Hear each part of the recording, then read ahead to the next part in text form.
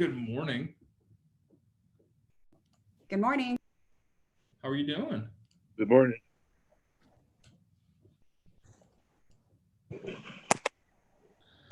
Camera angle is so much different today.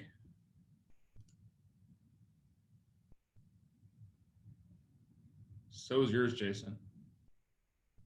So much different. Good morning, Jacob.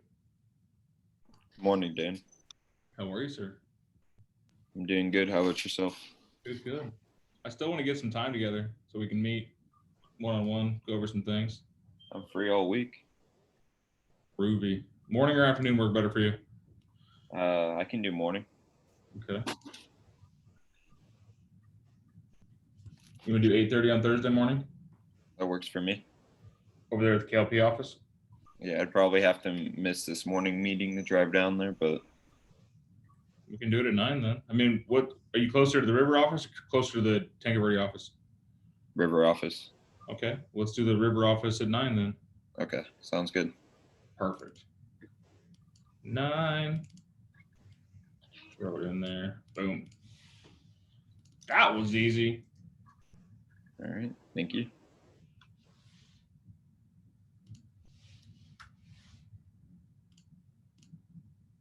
Good morning, Miss Cindy.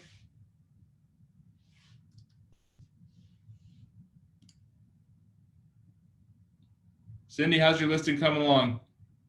Escrow opened up and everything good? Yes, escrow opened up yesterday. Nice. We have roof inspections today, and then all the other inspections on Thursday. Awesome. And closing tomorrow with my buyer. Yay! We just got information on that this morning. I'm I'm excited. excited. I'm excited. I'm excited. I get to wear a sweatshirt. Heather made me turn the heater on this morning. I was very upset. Yeah, it was Arctic cold in my bedroom. So. I love it. This polar bear sleeps better in the cold. Oh my gosh, that's like my husband. It's like he wants it, 30 degrees in our bedroom if he could. That's how it's supposed to be. Ugh. I can't sleep with cold feet, so I have to be warm at least on my feet. Like, like good morning, Eileen. 34 degrees out here right now. Jeez. Buenos días. Good morning, Annette. Good morning. I think Eileen closed another deal yesterday. Yay. She did. 2-week cash banger. Gotta love it. Good morning, Miss Mara. Good morning. Good morning, Miss Carson. I have a warm purple shirt. I just put on a warmer shirt this morning. Love all the purple shirts this morning. Good stuff. Darn it. I forgot my. Good stuff. Good morning, Miss Sarah. Good morning, Sarah.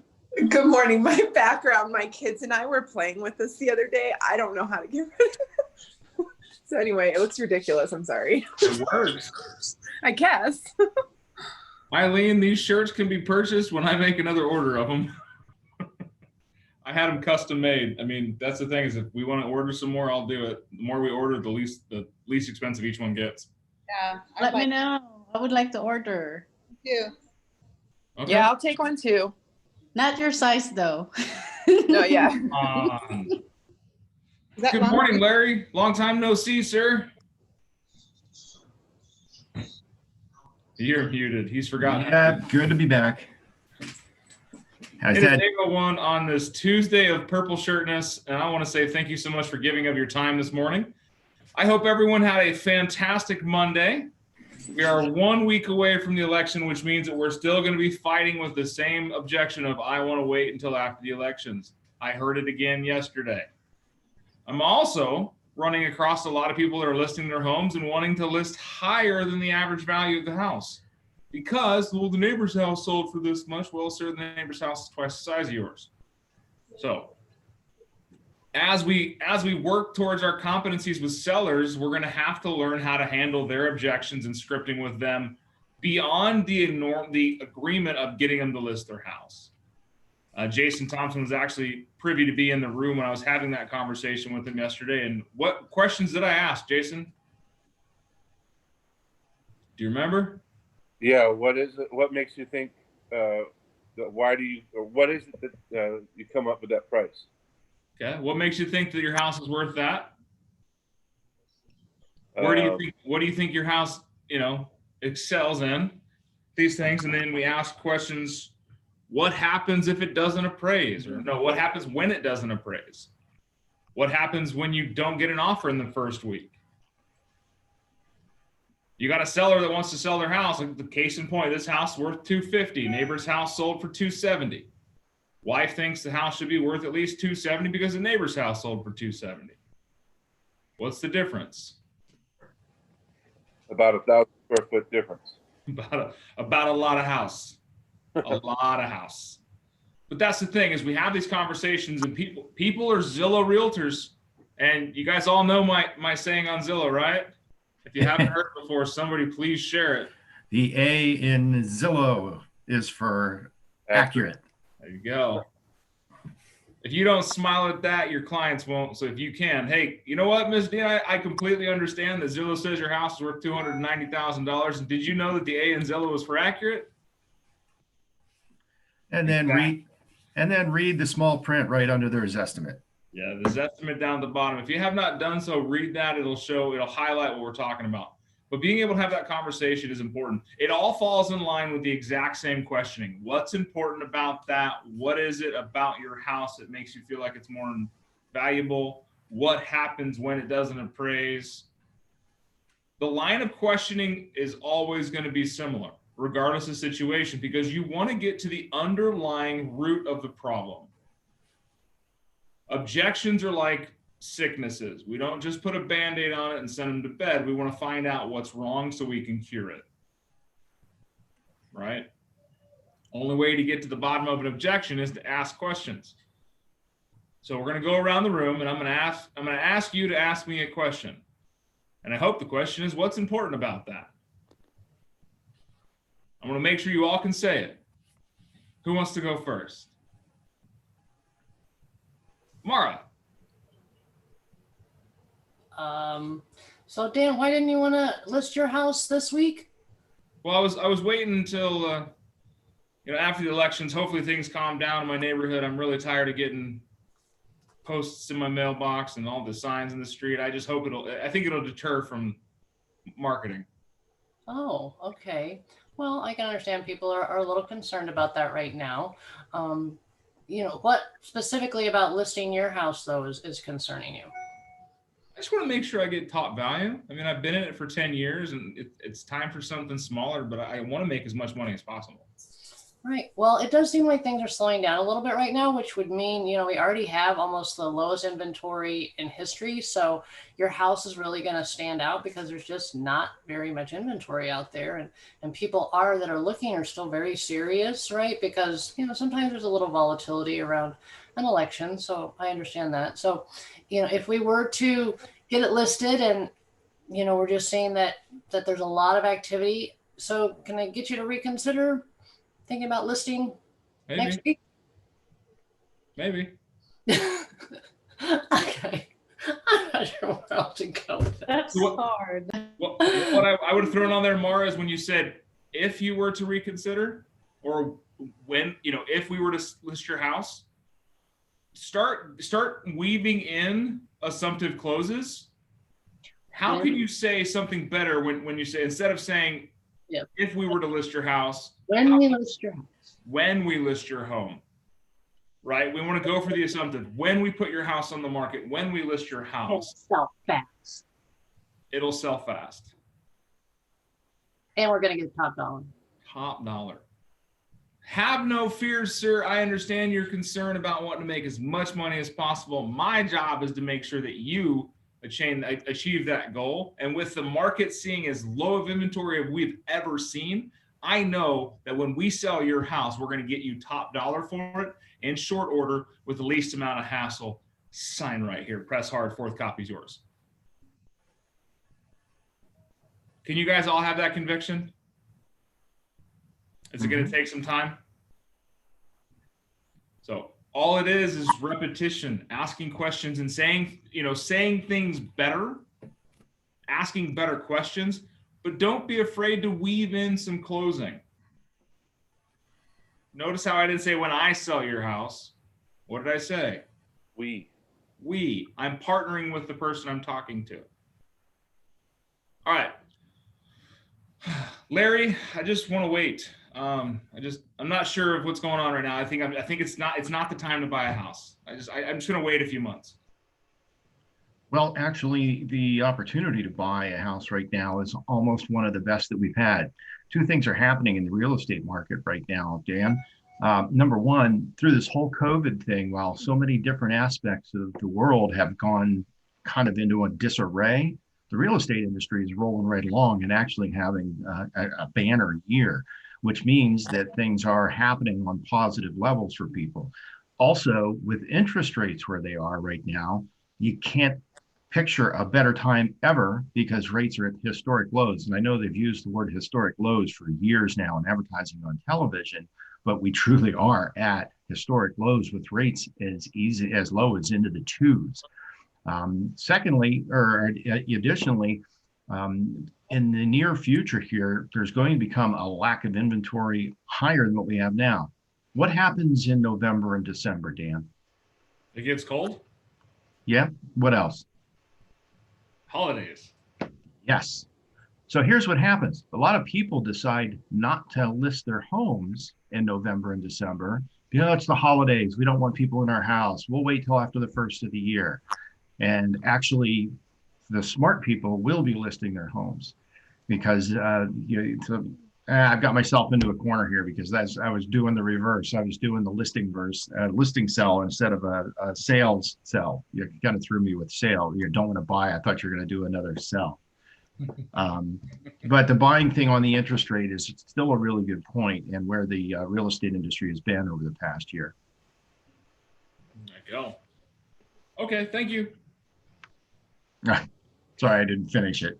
No, the only reason I say that is because the way we started off that conversation, Larry, is you went right into telling. I just want to wait a few months. What's important about that too? Find out why. Find out why I want to wait. And then go in and because you don't want to jump into selling. You don't want to jump into telling people stuff because you may tell them some stuff that doesn't matter to them. I want to wait a few months because my job is extremely political and I don't know the climate that I'm going to be working in the next couple of months. And if Trump gets elected or if Biden gets elected, it could affect my job either way. It has nothing to do with the market. It has nothing to do with the interest rates. It has nothing to do with the inventory. It has everything to do with something else outside of that spectrum. So if we find out, hey, out of curiosity, what makes you say that? Well, I'm glad you asked, Larry. It's, I'm worried about my job. Okay, tell me more. If you can connect to somebody's heartstrings and find out what is holding them back, do you think you can help them get out of it? What if we find out that right now really is a terrible time for this person to make a purchase like that? What do you do?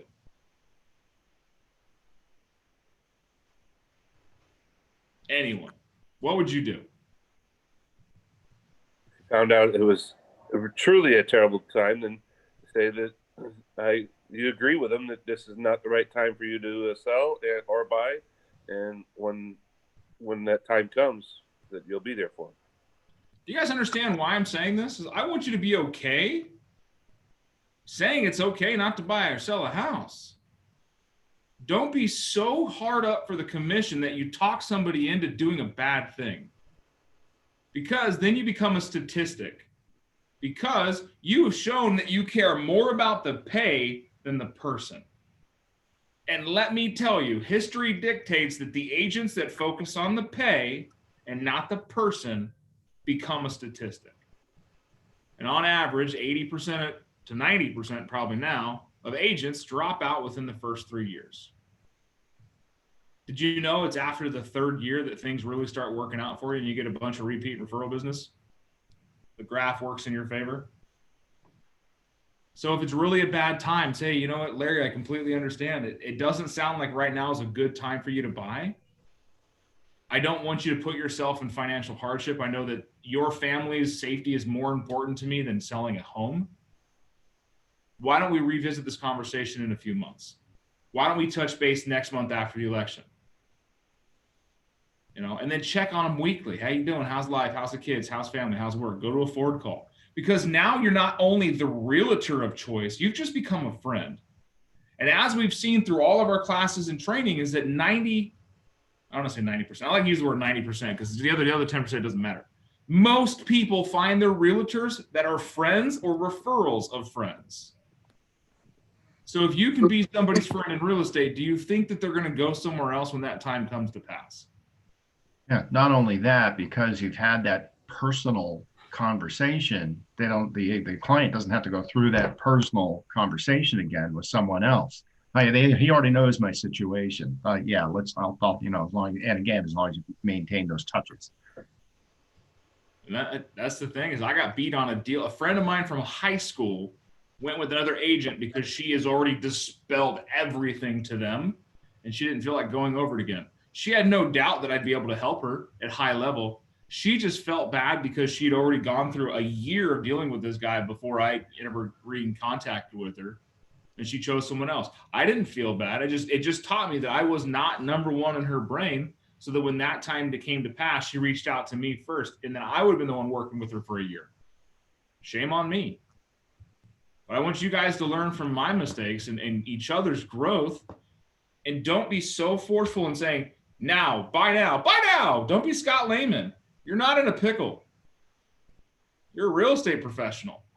And professionals know when the climate is correct. And sometimes your clients are going to push you on it. You're like, listen, everything you're telling me lines up exactly what you need to do is buy a home, get in there, stop renting, quit wasting your money, and stop paying for somebody else's mortgage. The time is now. Act now. Dial now. But wait, there's more. Interest rates are as low as they've ever been. Historic lows, even though that's a term that's been oversold before, we've never seen 2.6%. Ever. Unless there was a 1 in front of it. For those of you who are slow on math, that's 12.6%. Just saying. Yeah. Which was a real interest rate in what, the 90s? Yeah. The early 2000s too. So awesome. Now we always want to seek the bottom of the motivation. What's important about that? Can you guys do it again? Who wants to go? Who wants to be brave? Teresita, I see you over there trying to hide. Hey, Miss Teresita, well, thank you so much. I don't know if now's the time to sell my house. I think I'm going to wait until after the holidays. Tell me why you feel like that. I want to hear more. I want to know more. I really don't want people trudging through my house, and there's a lot of stress. Are people even looking for houses during Christmas time anyways? I mean, Chris Mahana Kwanzaa is a very busy time of year. You had a motivation when you decided to call me and tell me all this. What was it? You know, we want something bigger. My kids are outgrowing their space, and we want a bigger backyard. I'd like to have a pool for the summertime. It will make a difference if I tell you that the market is so fast that we can sell your house in a few days before Christmas. Would that make a difference? A little bit. So if I'm telling you that the market is fast and we can sell your house before Christmas, now what are you worried? Why? Well, that's it. Go for the close. So then let's do it. We could put it on the market in 3 days if you're ready. So you keep going back to letting me be ready and pushing if you're ready when you're ready. You know what? I need to learn more. That I hear you, but that's my style, and I backed up sometimes. I can tell you this, and I've heard this as well as I've said this. Scripting is tough because it doesn't sound like us. It's not our style. Who is it? Whose style is it? It's somebody making a lot more money than you. Oh, okay. I once made, I was in a class in family reunion. There was 200 productivity coaches in the room. And one of the coaches stood up and she's like, listen, I get all the scripts. I understand them. I don't feel comfortable saying them because they don't sound like me. And Michelle Anderson, in all of her glitz and glory, she is the head MAPS PC coach for the entire company. This woman is a fire coach of knowledge. Said, you're right. It doesn't sound like you. It sounds like somebody making at least $500,000 more a year than you are. I can tell you in that one sentence, she silenced a room. And it resonates deeply. You're right. It doesn't sound like you. It sounds like somebody making a lot more money than you. And I internalize that going, damn. So if I were to develop my skill sets, develop my word tracks, and say things differently, put my own style on them, I can make more money. And you want to know? She was right. So use your style. Just tweak it a little bit and go for a close. And what I've been doing is like, I was asking you, like, okay, I laid everything out and I put you the facts, right?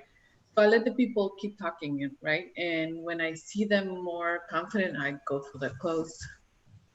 And that's the thing is you'll miss a close by doing that. Okay. You'll miss a close by letting somebody close themselves. Have you ever gone into a store? Everyone just put yourself in this. Have you ever gone into a store with the intent to buy something? You walked in, you found what you wanted. The salesperson was just talking to you and yapping to you and asking questions to you. And you're like, hey, thank you so much. I'll see you later. And you walked out without buying it. Yes, you have. It could have been a purse. It could have been a car. It could have been a bazooka. Don't ask, I have a weird life. It's okay. But you have done that is because the salesperson engaged you in a social manner, derailed your thinking, and did not ask for the sale. You had every intention of going in there and buying that purse or buying that jacket or whatever it was. You had every intention. Like you researched it. You found it on Amazon. You knew that it was in stock. You go down the store and buy it. Don't have to wait 2 days. You're going to go buy it right then and there. You walk in, you start talking. They start asking questions. You just make a friend. And then you walk out. You get home and you're like, damn it. That salesperson failed you. That is not a sales professional.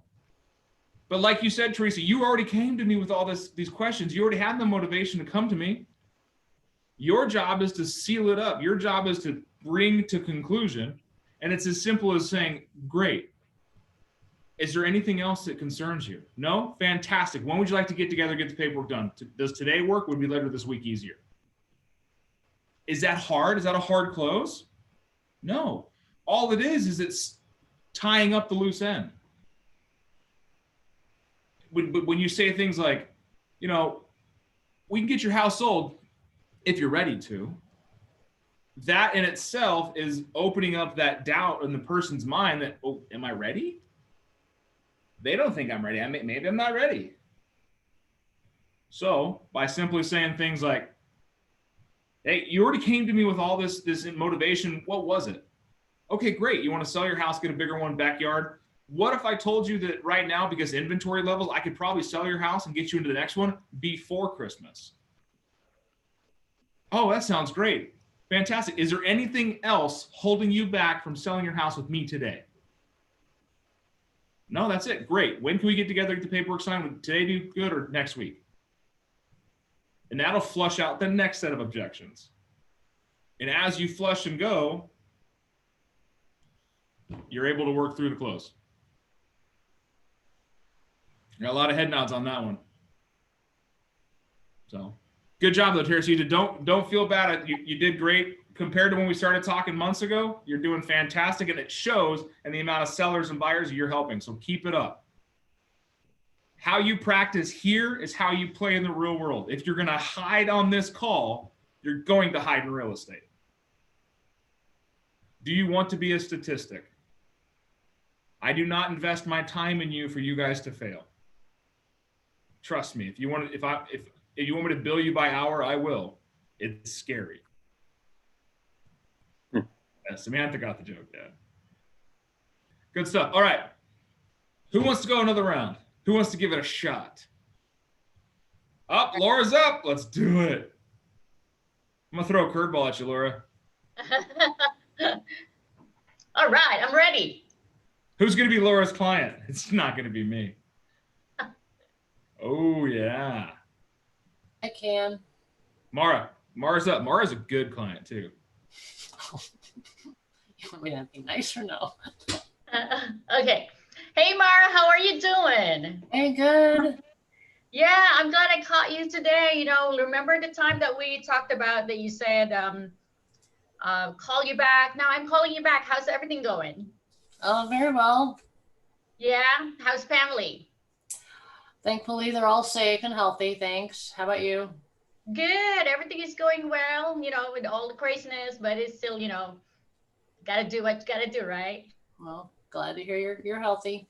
Awesome. Okay, so so the last time that we spoke, you said that call you back because we talked about, you know, like listing your house. Can you give me some update about that? Well, I'm really nervous about having people in my house still, you know, it's just, I guess the cases are the highest we've had and, you know, so far. So it just doesn't seem a great time to have people in my home. Okay, so you said I will.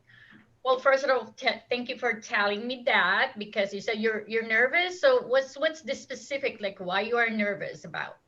Oh, you know, it's just my husband is convinced he's going to get sick and die of COVID. So I just really don't want people in my house right now.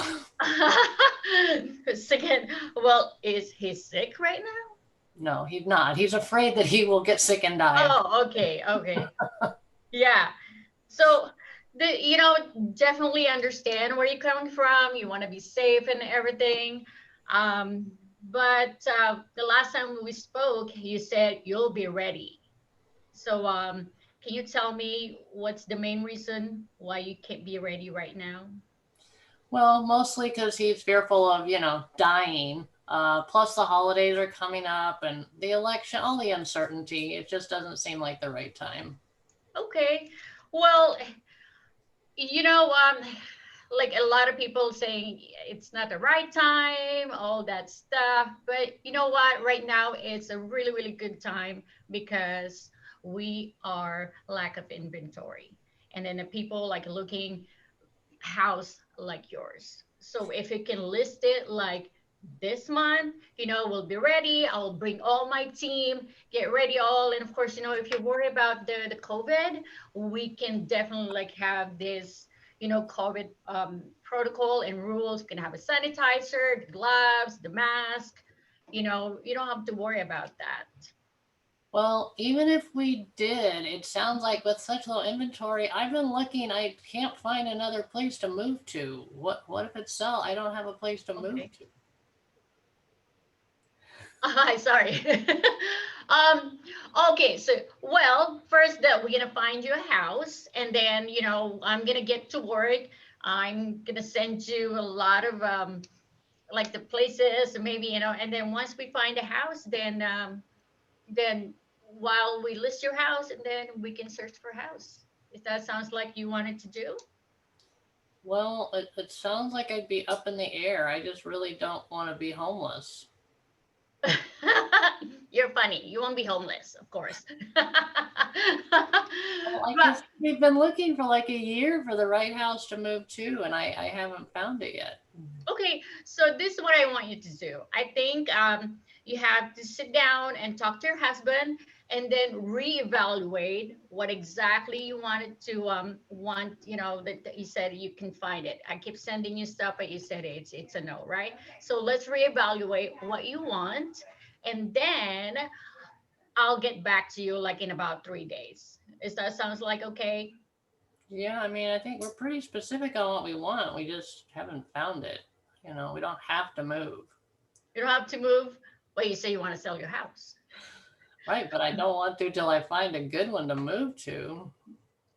Okay, that's fine. Again, you know, like I said, reevaluate everything. You know, nothing's gonna be like super perfect, but you know, if you reevaluate and then really like pros and cons, that shred something that you know, and I'll just get back to you in 3 days. I'll call you around like this time on Wednesday. Okay. Okay, we can talk in a couple days. Thank you. All right. I'm sorry, I threw a lot at her. How was that, Miss Laura? It's good, like I get a lot of people like that, so I just need to really like tweak it, make it all. I want it to be always personal to them. I just don't want to be like sounding like salesy. So the pushing part, I still have that barrier. I mean, I can push. It's like, hey, I have the paper here, sign now, and then then it's statistic, like you said. So one thing you can say when somebody says, hey, we're not going to move until we find the perfect house. Mara, tell me, what have you and your husband done to the house that you live in now to make it fit just right for you? Well, not a lot, because we just don't love it. We've been waiting to move to the forever home. So that's why, there's a lot of pressure to find just the right house. Okay. Have you thought about doing a custom build? Oh, yeah, but they're so expensive. Well, they're no more expensive than buying a resale home, and then you get exactly what you want. Well, that's true. You can help us to build a new house? Absolutely. Okay. That's going to take some time, though, right? No more different than waiting around, waiting for the right house. I might as well create my destiny than wait for it to happen. Okay. Well, that sounds interesting. Awesome. I'll send you some information on that. We'll get you rolling down that path. And then depending on where you want to live at, we can find some land and get the house built. I've got a bunch of great builders I'd love for you to talk to and interview so we can find the right match for you guys and we can get the process moving. What works best for your schedule? Tomorrow. Tomorrow? We'll do it via Zoom. I know your husband's concerned about health issues and people in the home, so I'll set these things up via Zoom around 4 o'clock. 4 o'clock works for me tomorrow. I'll talk to you tomorrow. Thank you. So notice the difference. Not just what I was saying. How was I saying it? With concern. Yeah, you sounded understanding. The one thing I can tell is, give an option. Laura, you were very high energy. She wasn't. So right there off the bat, you already had a rapport break because you were kind of nervous. So you were talking real fast, high pitch, high energy, trying to like steamroll through it. Be okay slowing it down, matching tempo. Like I can talk fast, I can be excited all the time. I can have the energy up there all day, every day. But when you're talking to somebody, you want to bring it back low. You want to talk slower, be more concerned, add the correct inference on things so that you can make better engagements. And I know I threw a lot at her, but you'd given us options like suggesting a new build or renting for a while, or you're lying about you've never left anyone homeless. So I thought those are all good options. Yeah, when somebody says, I don't want to be homeless. Well, ma'am, I completely understand that. In all my years of selling houses, I've never made someone homeless, and I don't intend to start now. I was waiting for the line of, other than your husband dying, what else is scaring you? Well, you could have done that. Laura kind of asked me that a little bit when I said he's afraid to die. And she's like, well, what's concerning you? He's afraid to die. Great scripts class today, guys. Thank you so much for your participation. Happy Purple Shirt Tuesdays. I want to go over a couple of things before we sign off. Business Planning Clinic is coming up on the 10th. We are starting at November 10th. That is the Zoom-based environment to start.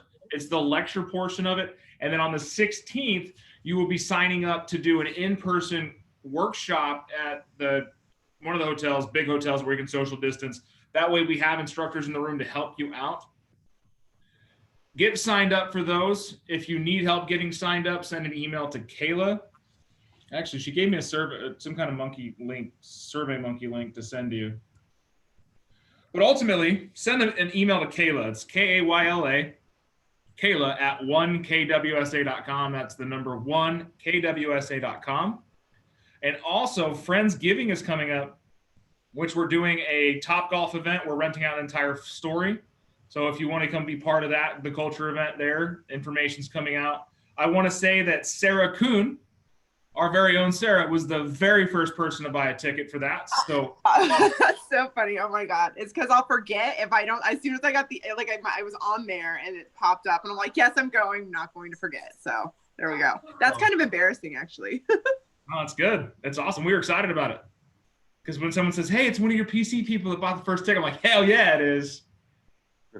But guys, keep on it. Keep on keeping on. You're getting better every day. It's all about the engagement. It's all about the practice. So thank you for showing up. We'll see you here tomorrow, 8 a.m., same place, same time, different shirts.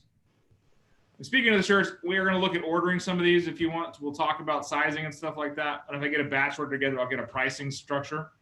And then we'll get that placed out. We'll get some different colors for you. But I wouldn't be mad if you got purple shirts. I'm just saying. I'm a big fella size like you, Dan, so I'm in. I Do think you, you're small. do you have long sleeve? Huh? You have oh, nice. Yeah, I'm nothing special, guys. I just went and made them because I just want some t-shirts that are different. So, well, thank you so much for hanging out with me, guys. Go out there, do something great with your day. Lead gen, practice and role play. We'll talk soon.